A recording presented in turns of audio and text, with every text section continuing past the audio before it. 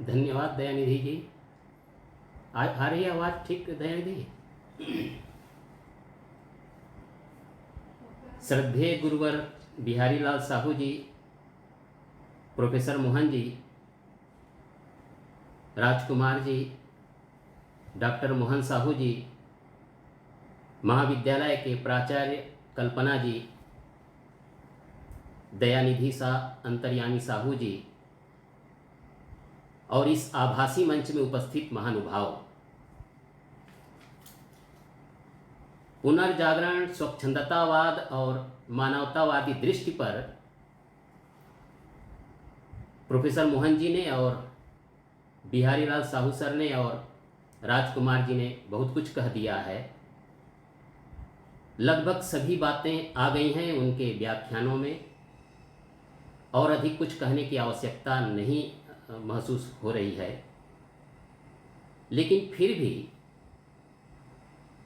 मैं कुछ बातें आपके सामने रखूंगा। पर इसके पहले इस विषय के लिए, स्वच्छंदतावादी साहित्य और मानवतावाद विषय के लिए, सबसे पहले तो मैं आयोजकों को धन्यवाद देना चाहूँगा, क्योंकि यह विषय आज के संदर्भ में बहुत गंभीर और प्रासंगिक है। गंभीर इस अर्थ में कि आधुनिक भारतीय साहित्य में ऐसा कालखंड दुर्लभ है, और प्रासंगिक इस अर्थ में कि वैश्विक स्तर पर आज हम पर्यावरणीय क्षरण, घातक परमाणविक मानसिकता और कोरोना जैसी महामारियों के कारण जिस मानवीय संकट से गुजर रहे हैं और जिस प्रकार की मानवीयता की बात कर रहे हैं, उसका समाधान यहाँ मौजूद है। मित्रों, अभी आप लोगों ने मानवतावाद पर खूब चर्चा जो हुई उसको सुना। मानवतावाद एक सार्वभौमिक संकल्पना है जिसमें मनुष्य और मनुष्येतर प्राणियों के प्रति समभाव बना रहता है। संवेदना, सहानुभूति और सहयोग इसके मूल में है। यह दृष्टिकोण एक ओर धर्म, दर्शन और आध्यात्म की सीमा में प्रवेश करता है, वहीं दूसरी ओर व्यवहारिक और यथार्थवादी भूमिका पर भी प्रतिष्ठित होता है। भारतीय जीवन और साहित्य में इसकी बहुत ठोस धरातल है। न ही प्रणात प्रियतरम लोके किंचन विद्यते तस्मात् दया नरः कुर्यात् यथात्मनि तथा परे। याद कीजिए महर्षि दधीचि और राजा शिवी की कथा। अभी दयानिधि चर्चा कर रहे थे राधा कृष्णन की, शिक्षक दिवस की। कल हमने सर्वपल्ली राधाकृष्णन को एक महान शिक्षक के रूप में याद किया। उन्होंने अपनी एक किताब में यह उद्धृत किया है, यदि मैं जी सकूं किसी पीले पड़े मुख को कांतिमान बनाने के लिए और देने के लिए किसी अश्रु सुमेल नयन को नई चमक, या केवल दे सकूं किसी व्यथित हृदय को आराम की एक धड़कन, या किसी राहत की थकी आत्मा को प्रफुल्लित कर सकूं, यदि मैं दे सकूं सबल हाथ का सहारा गिरे को एक ईर्ष्यालु दबाव के विरोध में, तो मेरा जीवन भले ही रहित है शायद उन अधिकांश चीज़ों से जो प्रिय और सुंदर लगती हैं हमें धरती पर, व्यर्थ नहीं रहेगा। यह सोच भारतीय जीवन में बहुत गहरे रूप से जुड़ी हुई है। मानवतावाद का यही संदर्भ है। स्वच्छंदतावादी साहित्य को भी हमें इसी संदर्भ में देखना चाहिए। अभी पूर्व वक्ताओं ने स्वच्छंदतावाद शब्द के बारे में भी खूब चर्चा की। मैं भी कुछ उन्हीं के शब्दों को लेते हुए अपनी बात रखूंगा। जैसा कि आप जानते हैं कि स्वच्छंदतावाद एक नया शब्द है हिंदी में। हमने इसे रोमांटिसिज्म का हिंदी पर्याय मान लिया है।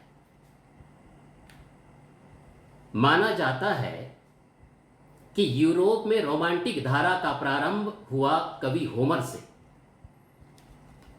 और रेनेसा से होती हुई यह धारा Shakespeare, Milton, Wordsworth, Coleridge, Byron, शैली, किट्स सभी को प्रभावित करती हुई आगे बढ़ी। इस रोमांटिक धारा में अपनी परंपरा और परिस्थितियों से एक प्रकार का विद्रोह भाव था, जिसकी चर्चा अभी बिहारी लाल साहू जी कर रहे थे। विद्रोह की यह प्रवृत्ति भारतीय स्वच्छंदतावादी साहित्य में भी दिखाई देती है, किंतु कुछ भिन्न रूपों में, क्योंकि यहां की परिस्थितियां यूरोप से कुछ भिन्न थीं।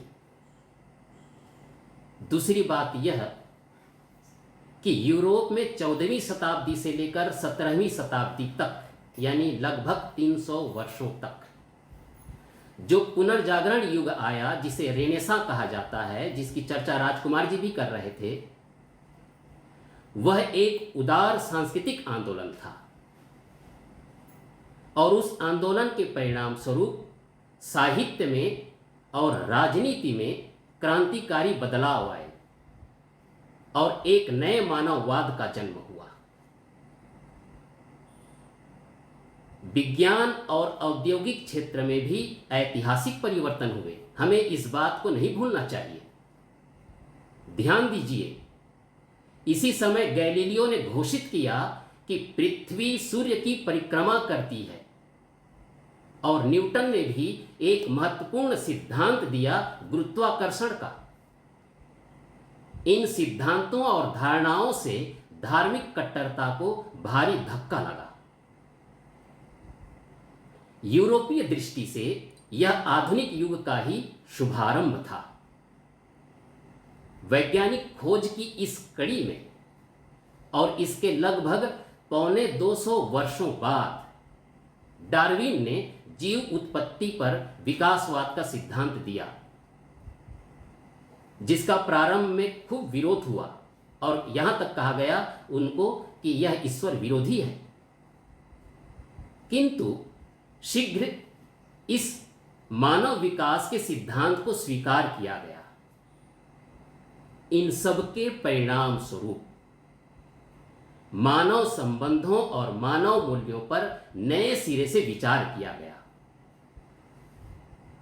मैं यहां थोड़ी चर्चा कर दूं कि हम मानववाद और मानवतावाद को लगभग एक ही शब्द संदर्भ में उपयोग करते हैं, परंतु विद्वानों का कहना है कि इसमें थोड़ा अंतर है, देश कालगत अंतर।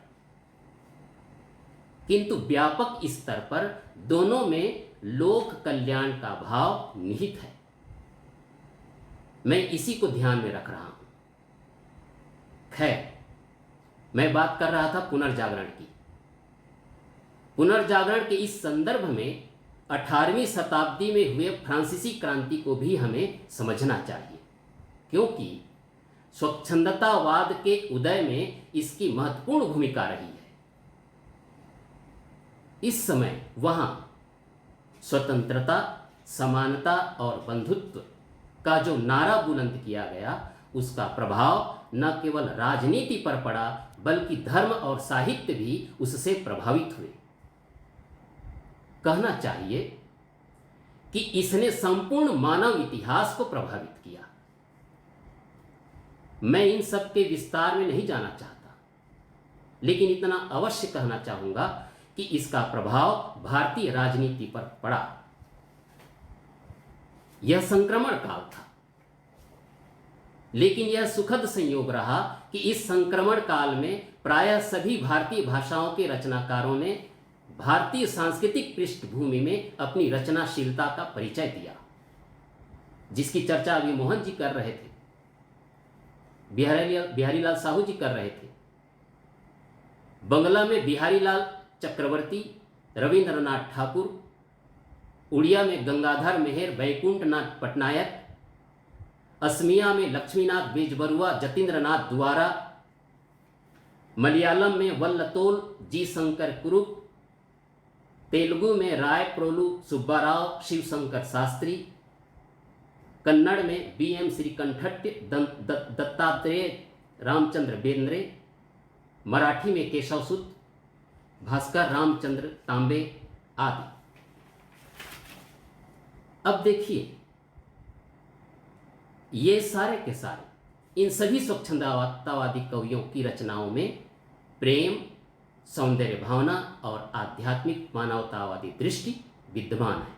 ये सब के सब लगभग समकालीन है, समकालीन रचनाकार हैं। इससे स्पष्ट होता है कि भारतीय स्वच्छंदतावादी काव्य में मानवतावादी प्रवृत्ति की प्रमुखता रही है। जहां तक हिंदी स्वच्छंदतावाद की बात है, तो हिंदी स्वच्छंदतावाद के रूप में छायावाद, जो स्वच्छंदतावाद की सर्वोत्तम उपलब्धि है और जिसने साहित्य में एक युगांतर उपस्थित किया, उसका जन्म यहाँ की सामाजिक सांस्कृतिक परिस्थितियों के बीच हुआ। संभव है कि यह अपने आरंभिक क्षणों में पाश्चात्य स्वच्छंदतावाद अथवा अंग्रेजी रोमांटिक प्रवृत्तियों से प्रेरणा ली हो, और इस बात से इनकार भी नहीं किया जा सकता, क्योंकि अंग्रेजी के माध्यम से हमने यूरोप को जाना, उनके ज्ञान विज्ञान को जाना। परंतु समग्र रूप से विचार करें तो स्पष्ट होता है कि छायावाद ने काल क्रमानुसार भारतीय परिस्थितियों के बीच ही अपने स्वतंत्र व्यक्तित्व का निर्माण किया।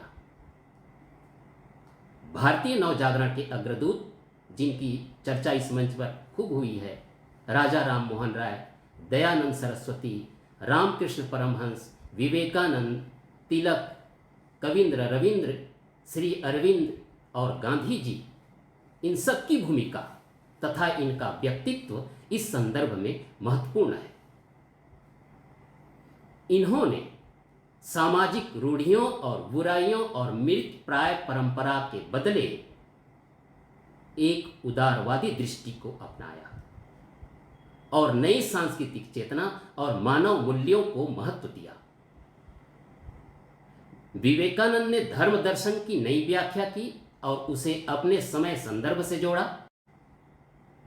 रविंद्र ने मानव धर्म को और गांधी जी ने सत्य अहिंसा के साथ नैतिक मूल्यों को अपनाया। इन सब का प्रभाव साहित्य पर पड़ा। कहना चाहिए कि आधुनिक भारतीय नवजागरण ही भारतीय स्वच्छंदतावाद की पूर्व पीठिका है। दूसरी बात कि स्वच्छंदतावाद की चर्चा करते हुए हिंदी में प्रायः छायावाद तक उसे सीमित कर दिया जाता है और दोनों को लगभग समानार्थी स्वीकार करने की प्रवृत्ति भी दिखाई देती है। स्वच्छंदतावाद एक संपूर्ण जीवन दृष्टि को लेकर चला है। इसके भीतर छायावाद की परिकल्पना है। यह अलग बात है कि प्रारंभ में आचार्य शुक्ल ने छायावाद को सच्चे स्वच्छंदतावाद से अलग कर दिया और कहा कि यह स्वच्छंद नूतन धारा चली ही थी कि श्री रविंद्रनाथ ठाकुर की उन कविताओं की धूम हुई जो अधिकतर पाश्चात्य ढांचे का आध्यात्मिक रहस्यवाद लेकर चली थी। आचार्य शुक्ल ने छायावाद को रहस्यवाद से जोड़ा, जिसकी चर्चा मोहन जी भी कर रहे थे, और काव्य शैली के अर्थ में उसे प्रतीकवाद कहा। इतना ही नहीं, इसमें उन्होंने नकली चीजें ज्यादा देखी, जबकि आचार्य नंदुलारे वाजपेयी ने छायावादी काव्य शैली को स्वच्छंदतावादी काव्य की एक शाखा माना और दोनों में अंतर स्पष्ट करते हुए उसे सांस्कृतिक विरासत को लेकर चलने वाली काव्य धारा कहा। सीधा कहें कि हिंदी स्वच्छंदतावादी काव्य के रूप में छायावाद को अंग्रेजी स्वच्छंदतावादी काव्य की अनुकृति नहीं कहा जा सकता। यही बात अभी मोहन जी कह रहे थे। आधुनिक हिंदी साहित्य में स्वच्छंदतावाद का आरंभ हुआ ठाकुर जगमोहन सिंह की रचनाओं में। हमें इस बात को नहीं भूलना चाहिए, क्योंकि भारतेंदु युग में सबसे प्रगतिशील रचनाकार यदि कोई थे तो ठाकुर जगमोहन सिंह थे और उनका संबंध छत्तीसगढ़ से था। उन्होंने ही सर्वप्रथम प्रकृति को श्रृंगार के उद्दीपन विभाव से मुक्त किया और अपनी स्वच्छंदता का परिचय दिया। प्रकृति प्रेम, कल्पना, लालित्य और सरसता उनकी रचनाओं की विशेषताएं हैं। श्यामा स्वप्न उनकी एक रचना है, इसको देखिए।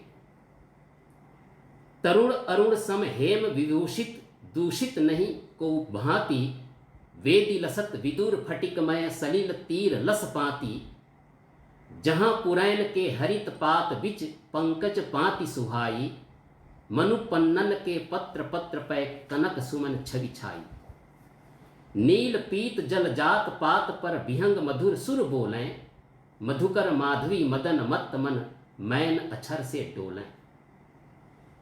स्वच्छंदतावाद के संदर्भ में आचार्य शुक्ल ने बहुत गंभीरतापूर्वक विचार किया है, परंतु ठाकुर जगमोहन सिंह की रचना धर्मिता को और उनकी भूमिका को उन्होंने स्वीकारा है। आचार्य शुक्ल ने काव्य की नई धारा का विवेचन करते हुए लिखा, हरिश्चंद्र के सहयोगियों में काव्य धारा को नए नए विषयों की ओर मोड़ने की प्रवृत्ति दिखाई पड़ी, परंतु भाषा ब्रज ही रहने दी गई और पद्य के ढांचों, अभिव्यंजना के ढंग तथा प्रकृति के स्वरूप निरीक्षण आदि में स्वतंत्रता के दर्शन न हुए। इस प्रकार की स्वतंत्रता का आभास पहले पहल पंडित श्रीधर पाठक ने ही दिया। उन्होंने प्रकृति के रूढ़िबद्ध रूपों तक ही सीमित न रहकर अपनी आंखों से भी उसके रूपों को देखा। इस प्रकार श्रीधर पाठक को सच्चे स्वच्छंदतावाद का उन्होंने प्रवर्तक माना। उनकी भाषा, भाव, छंद और पद विन्यास की उन्होंने खूब प्रशंसा की, लेकिन यहीं पर उन्होंने यह खेद भी व्यक्त किया कि सच्ची और स्वाभाविक स्वच्छंदता, उन्होंने उसे ट्रू रोमांटिसिज्म कहा। ट्रू रोमांटिसिज्म का यह मार्ग हमारे काव्य क्षेत्र के बीच न चल पाया और इसका कारण द्विवेदी युग की इतिवृत्तात्मकता और संस्कृत वृत्ति को माना। श्रीधर पाठक की एक महत्वपूर्ण रचना है स्वर्गीय वीणा, जो रहस्यवादी प्रवृत्ति की है, परंतु इसके साथ साथ इसमें लोक, लय और ग्राम्य जीवन की प्रवृत्ति भी है। देखिए उसकी कुछ पंक्ति। कहीं पे स्वर्गीय कोई बाला सुमंजु वीणा बजा रही है, सुरों के संगीत की सी कैसी सुरीली गुंजार आ रही है। कोई पुरंदर की किंकरी है कि या किसी सुर की सुंदरी है, वियोग तप्ता सी भोग मुक्ता हृदय के उद्गार गा रही है। जैसे मैंने कहा कि रहस्यात्मकता के साथ साथ इसमें ग्राम्य जीवन और आत्मीयता और उल्लास विद्यमान है।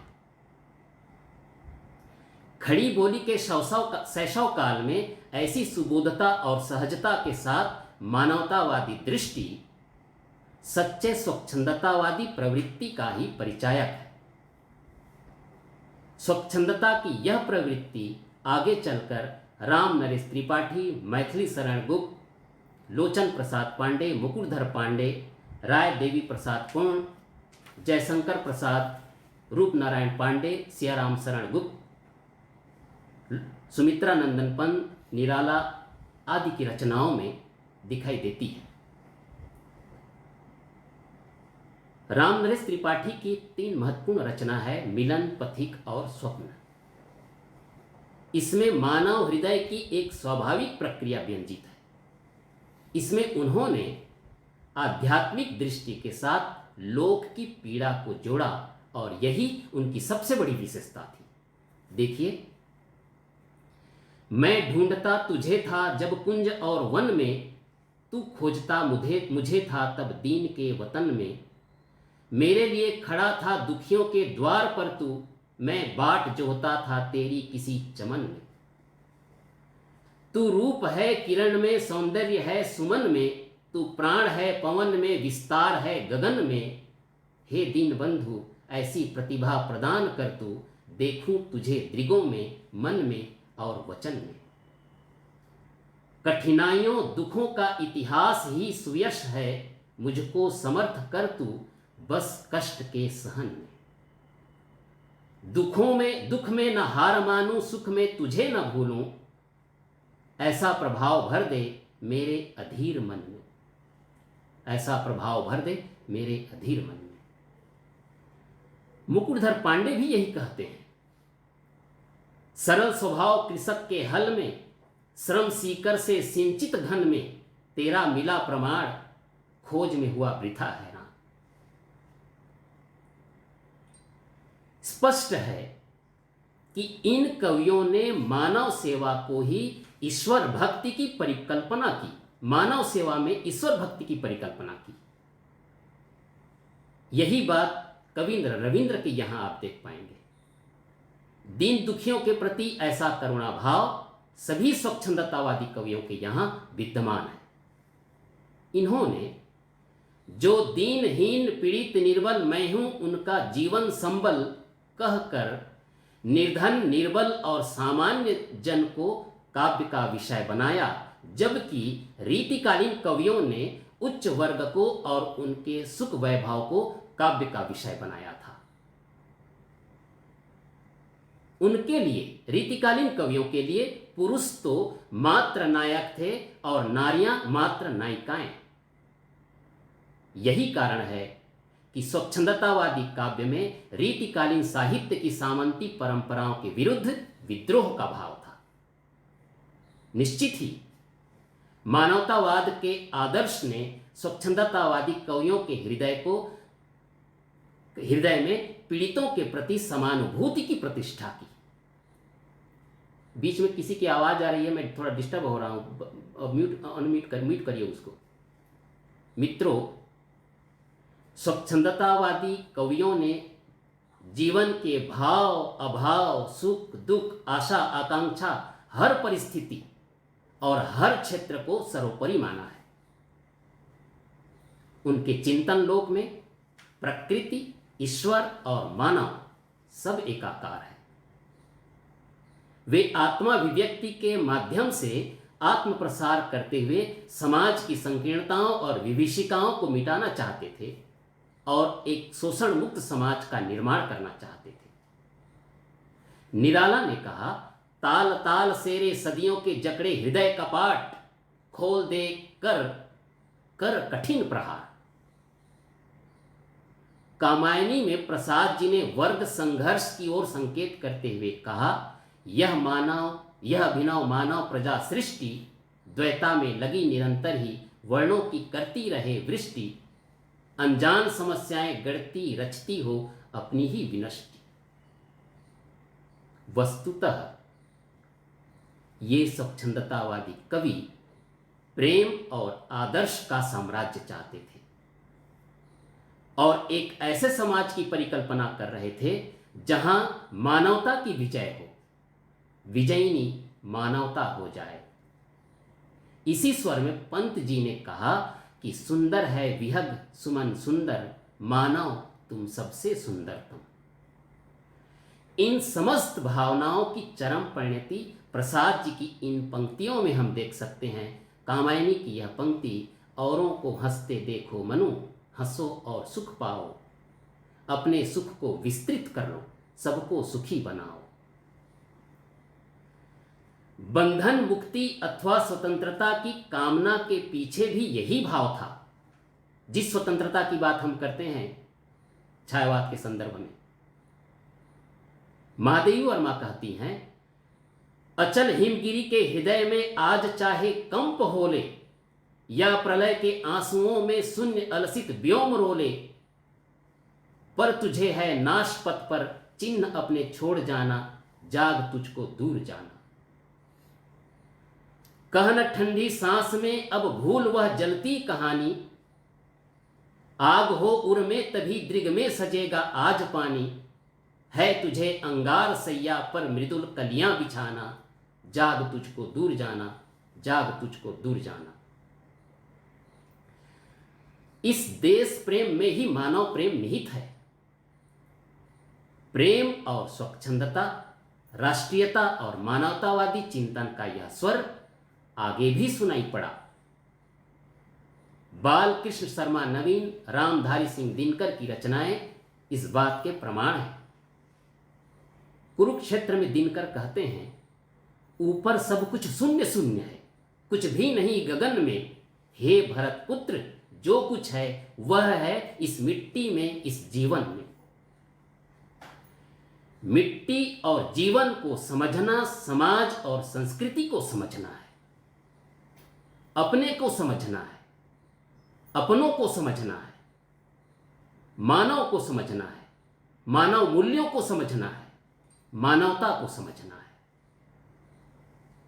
मानवतावाद की यह प्रवृत्ति न केवल काव्य में व्यंजित है, बल्कि नाटक और कथा साहित्य में भी उसी गंभीरता के साथ व्यक्त है। अजातशत्रु में प्रसाद जी लिखते हैं, यदि तुमने एक भी रोते हृदय को हंसा दिया तो सहस्त्रों स्वर्ग तुम्हारे अंतर में विकसित होंगे। तो मंगलसूत्र में प्रेमचंद कहते हैं, हमें मनुष्यों में मनुष्य बनना पड़ेगा। कहना चाहिए कि प्रसाद जहां क्रुद्ध कोलाहल और विद्रोह के बदले संस्कृति रक्षण और सर्वहितवाद की बात करते हैं, वहां प्रेमचंद शोषण और महाजनवाद के बदले मानवतावाद की। शायद समय हो गया है, इसलिए मैं अपनी बात को समाप्त करता हूं। मैं अपनी बात समाप्त करते हुए यही कहना चाहूंगा कि स्वच्छंदतावादी साहित्य में एक विराट भावना निहित है, जिसकी सीमा में सामाजिक, सांस्कृतिक, आध्यात्मिक, राजनीतिक सभी चेतना समाहित है। इसमें वर्तमान के प्रति करुणा और भविष्य के लिए प्रेरणा का भाव है। सहजता और उदात्तता इसकी विशिष्टता है, जो किसी भी साहित्यिक सांस्कृतिक प्रवृत्ति के लिए गौरव की बात है। इस महत्वपूर्ण आयोजन के लिए और मुझे अवसर प्रदान करने के लिए एक बार पुनः आयोजकों को धन्यवाद देना चाहता हूं। धन्यवाद।